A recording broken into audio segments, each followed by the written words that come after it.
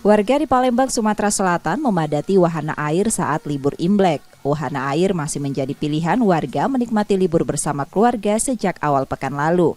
Memeriahkan perayaan Imlek tahun ini, pengelola wahana menghadirkan atraksi barongsai untuk menghibur pengunjung. Pengunjung mengungkapkan atraksi barongsai menjadi daya tarik tersendiri. Karena di Palembang wisatanya kan agak kurang, jadi salah satunya ke wahana air di sini. Mumpung liburan panjang kan Imlek, memang bagus sih kalau barongsai kan karena bertepatan dengan Imlek hari ini.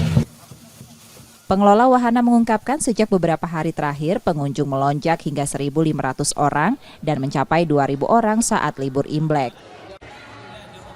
Kita berdoanya sih ada lonjakan ya, kemarin udah sampai 1.500 pengunjung, hari ini kita targetnya sampai dengan 2.000 mungkin lebih gitu. Lebih baik kalau dulu di tahun lalu ya 1.000 pengunjung kita ada, kalau ini sampai dengan 2.000 pengunjung, mungkin karena ada promo juga ya. Untuk menarik lebih banyak pengunjung selama libur panjang, pengelola juga menghadirkan promo harga tiket. Nur Muhammad, Kompas TV, Palembang, Sumatera Selatan.